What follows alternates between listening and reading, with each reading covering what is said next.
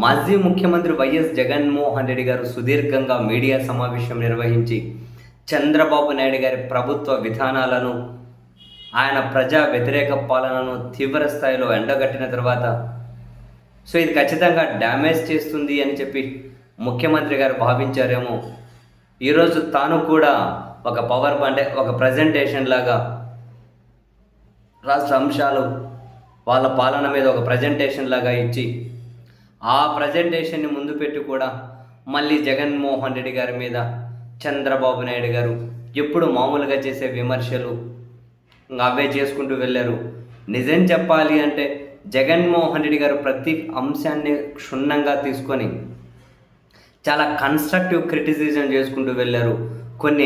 ప్రతిదీ కూడా ఆధారాలను లేవనెత్తి తాను క్వశ్చన్ చేసుకుంటూ వెళ్ళారు.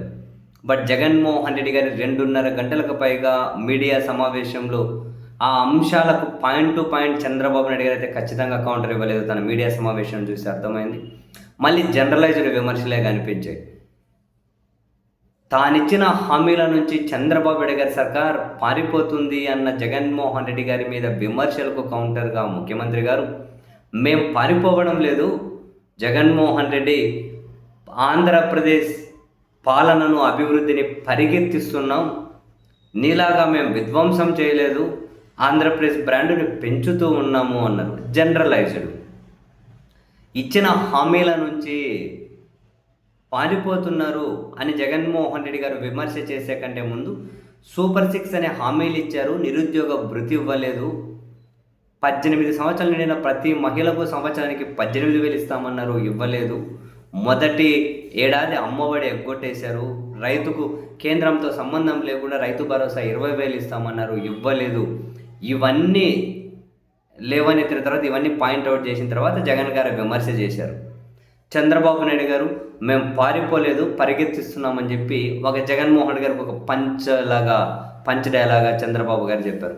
పంచు పేలిందా అంటే ఏమో చూసే జనమే అర్థం చేసుకోవాలి. పంచు పేలిందా పేలలేదా అన్నది. ఇది ఒకటే కాదు, జగన్మోహన్ రెడ్డి గారి హయాంలో ఆర్థిక విధ్వంసం జరిగింది, ఆంధ్రప్రదేశ్ బ్రాండ్ దెబ్బతినిపోయింది, మేము దాన్ని నిలబెడుతున్నాము అన్నారు. మరి అది నిజమో కాదో జనం చెప్పాలి. ఆర్థిక విధ్వంసం జరిగిందా? జరిగితే అట్లా జరిగింది.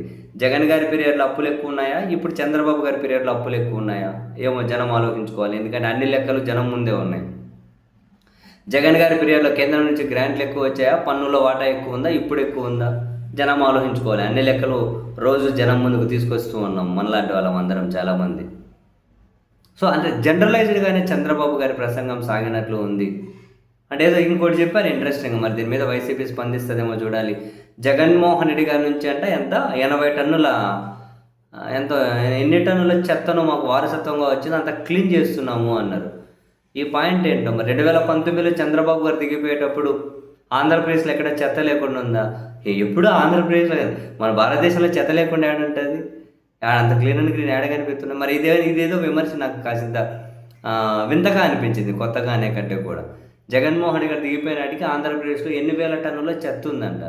ఎట్లా క్యాలిక్యులేట్ చేశారు, దాన్ని ఎట్లా మెజర్ చేశారు, ఏ రికార్డ్స్ దాన్ని? మరి 2019లో చంద్రబాబు గారు దిగిపోయేటప్పుడు చెత్త లేకుండా రాష్ట్రం జగన్ చేతిలో పెట్టారా? ఏమో మరి నాకు అది అర్థం కాలే. బహుశా వైసీపీ వైపు నుంచి దీనికి సంబంధించి ఏమన్నా క్లారిటీ వస్తుందేమో చూడాలి. అంతే జనరలైజ్ చేసే అంటే చంద్రబాబు నాయుడు గారు ఇంకొక మాట అన్నారు, ₹1 కరెంటు బిల్లు పెంచకుండానే విద్యుత్తును దారిలో పెడుతున్నాము అన్నారు. కరెంటు బిల్లులు పెంచినారో లేదో జనమే చెప్పాలా. కరెంటు బిల్లులు పెంచినారా లేదా? కరెంటు బిల్లులు ఎక్కువ పెంచేశారు, జనం నుంచి ఎక్కువ వసూలు చేశారు అని చెప్పి ఎలక్ట్రిక్ రెగ్యులేషన్ కమిషన్ ఏదైతే ఉందో ఆంధ్రప్రదేశ్ ఏపీఆర్సీ వాళ్ళు చంద్రబాబు నాయుడు గారి ప్రభుత్వం మీద మొట్టికాయలు వేసి మీరు ఎక్స్ట్రా వసూలు చేసిన జనానికి తిరిగి ఇవ్వండి అని తీర్పు చెప్పారు. మరి ₹1 పెంచకుండానే అంటూ ఉన్నారు. మరి ఇటువంటి పంచులు, ఇటువంటి మాటలు జనాలు ఎట్లా రిసీవ్ చేసుకుంటున్నారు ఏమో, బహుశా జనానికే తెలియాలి. అంటే చంద్రబాబు గారి మాటలు పేలుతున్నాయా పేలట్లేదా, ఈ పంచులు పేలుతున్నాయా పేలట్లేదా అని.